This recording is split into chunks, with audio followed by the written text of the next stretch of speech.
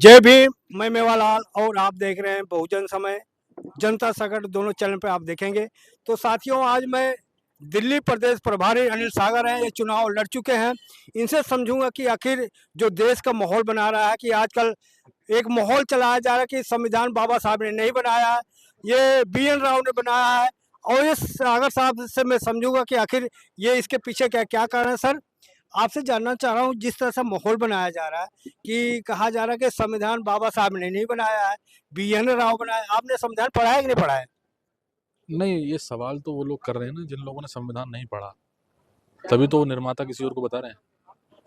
तो अगर वो निर्माता किसी और को बता रहे हैं तो उनसे पूछना चाहिए सवाल कि पूरा देश बाबा साहब डॉक्टर अम्बेडकर के संविधान के बाद फिर निर्माता बाबा साहब डॉक्टर अम्बेडकर क्यों कहता है।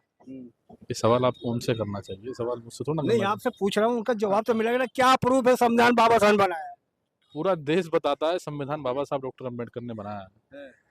हम नहीं, पूरे देश के अंदर अगर कोई किसी भी सेंट्रल गवर्नमेंट में अगर कोई शपथ लेता है, यानी कि पार्लियामेंट में कोई शपथ लेता है, तो वो इस बात को कहता है कि बाबा साहब डॉक्टर अम्बेडकर के संविधान की शपथ लेता हूँ।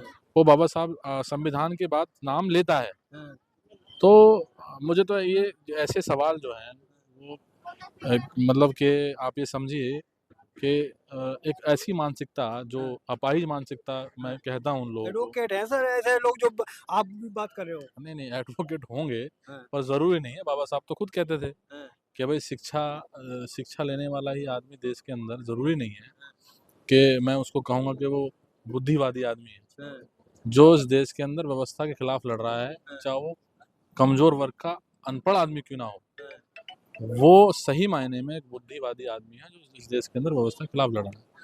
तो ऐसा नहीं है कि भाई वो एडवोकेट है तो उसका मतलब वो सारी चीज़ों को एनालिसिस करते होंगे। सर कोई वर्ग वाला आदमी नहीं करता एनालिसिस। मैं ही कर रहा हूँ। अक्सर कहा जाता है कि जो आरक्षण है ना, ये 10 साल के लिए था, ये बार बार बढ़ाया जा रहा है। आरक्षण आप मानते हो 10 साल का था? ये आरक्षण, पॉलिटिकली आरक्षण की बात ज़्यादातर लोग करते हैं। तो क्यों मिला देते हैं? नहीं, तो जिन्होंने सत्ता चलाई है, हम्म, जब संविधान के अंदर जो मूलभूत अधिकार हम लोगों को दिए थे, हम्म, तो आज तक उस संविधान को सही तरीके से लागू नहीं किया गया। हम्म, जब सही तरीके से लागू होते तो जो आज हिस्सेदारी की, बराबरी की हम लोग बात कर रहे हैं, हम्म, गैर व्यवस्था की जो बात कर रहे हैं, वो समाप्त हो जाती। हम्म, बाबा साहब ने तो कहा था संविधान कितना भी अच्छा क्यों ना हो, हम्म, अगर उसकी नीयत और नीति ना हो चलाने की तो संविधान गलत साबित होगा। हम्म, अगर संविधान कितना भी गलत क्यों ना हो, हम्म। अगर नीयत और नीति अच्छी हो चलाने वाले की तो संविधान अच्छा साबित होगा। तो ये सब उन्हीं के परिणाम है। क्या जो आरक्षणवादी हैं, जो आरक्षण लेते हैं, वो उनके अगर ज्ञान नहीं होता, जानकारी नहीं होता, अलूल जुलूल बोलते रहते हैं क्या?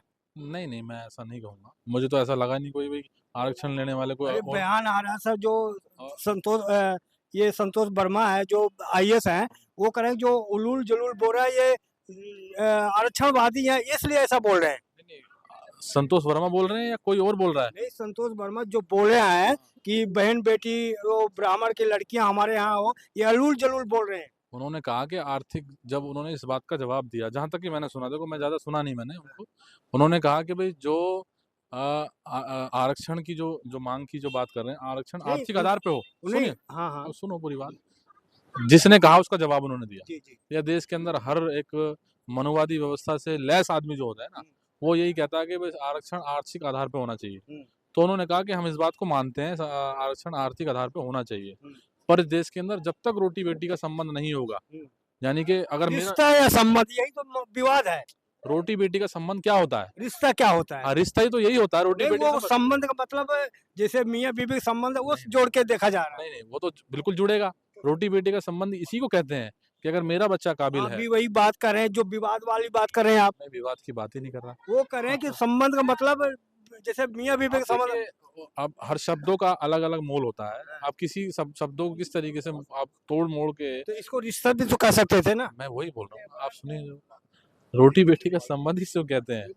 आप चाहे ये कह दीजिए कि रिश्ता होना चाहिए, यानी कि एक ब्राह्मण की या ठाकुर की या ओबीसी में जो भी जातियां आती हैं, उनकी, जैसे आप देखिए वर्ण व्यवस्था इस देश के अंदर लागू है।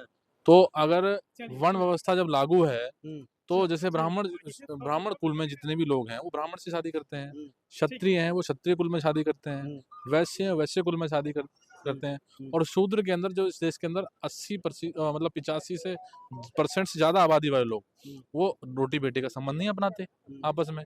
और इस देश के अंदर आप देख रहे होंगे जो माहौल बन रहा है, वो जो आप शुरुआती बात बोल रहे हैं, संतोष वर्मा जी की बोल रहे हैं, संतोष वर्मा जी वाली आप जो बात बोल रहे हैं, वो बात जैसे कि धीरेन्द्र शास्त्री की, अगर वो हिंदू हिंदू राष्ट्र की मांग कर रहे हैं, तो आप पूर्व में जाएंगे तो जो लोग खालिस्तान की मांग कर रहे हैं, जब इस देश के अंदर उनका विरोध हो सकता है, जो लोग सिखिज्म की बात करते हैं, जो इस्लामी धर्म की बात करते हैं, इस्लाम राष्ट्र की बात करते हैं, जब उनका विरोध हो सकता है, तो देश के अंदर हिंदू राष्ट्र मांगने वालों की बात का भी विरोध होना तो चाहिए। आपको नहीं लगता हिंदू खतरे में है?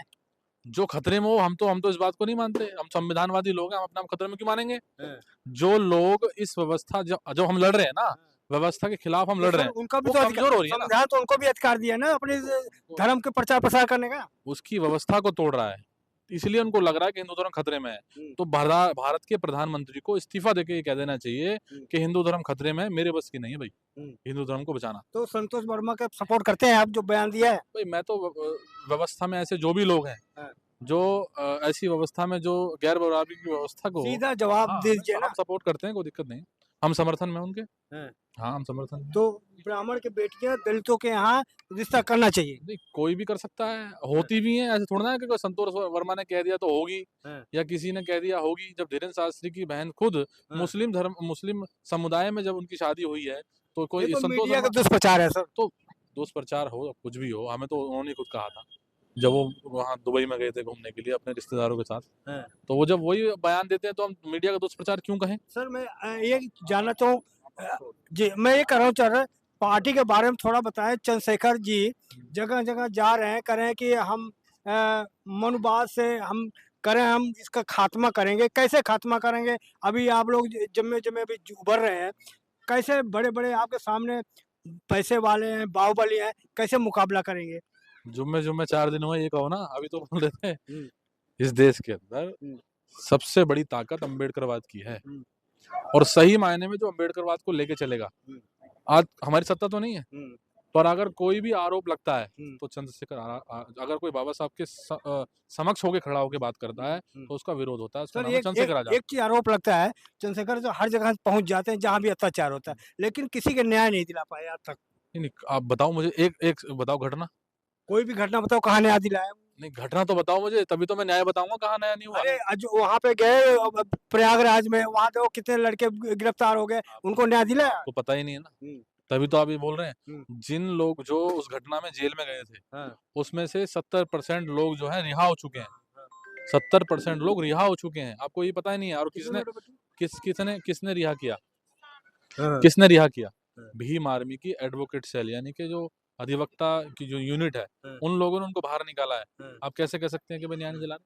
तो कैसे आप सोचेंगे? यहाँ पे देखो, पहले तो झाड़ू पकड़ रखी थी लोगों ने, फिर उसका कमल पे खिला रहे हैं, तो आप कैसे जानोगे कि आपका चुनाव चिन्ह कैसे लोग पकड़ेंगे? क्या उसे मिलेगा? चलो, नेतृत्व करने वाले लोगों की क्षमता जब बढ़ेगी, अच्छे लोग जब आएंगे, तो लोग झाड़ू को भी छोड़ेंगे। फार्मूला तो होगा आपका? फार्मूला है, क्या है फार्मूला? देखो, जब तक जमीनी स्तर पे हम लोग काम नहीं करेंगे, जब तक हम जमीनी स्तर पे काम करके लोगों को जोड़ेंगे नहीं, विचारधारा से अगर हम लोग कर रहे हैं कि नहीं काम कर कर? रहे हैं, हम लोग काम आज बैठे तो आपके सामने बैठे हैं, हम लोग काम करेंगे, आपको दिन प्रतिदिन हम आपको दिखाते रहेंगे। तो साथियों, किस तरह से हमारी बातचीत रही, प्रतिक्रिया में भी बताएं, और आने वाले समय में क्या आजाद समाज पार्टी, क्या लगता है कि ये दिल्ली में कुछ करिश्मा करेंगे, और आने वाले जो बहुजन समाज है क्या उनका भय दूर होगा? तो और आप अपनी प्रतिक्रिया में जो बताएं। मैं मेवालाल, बहुजन समाज जनता संगठन की तरफ से धन्यवाद। जय भीम, जय भारत।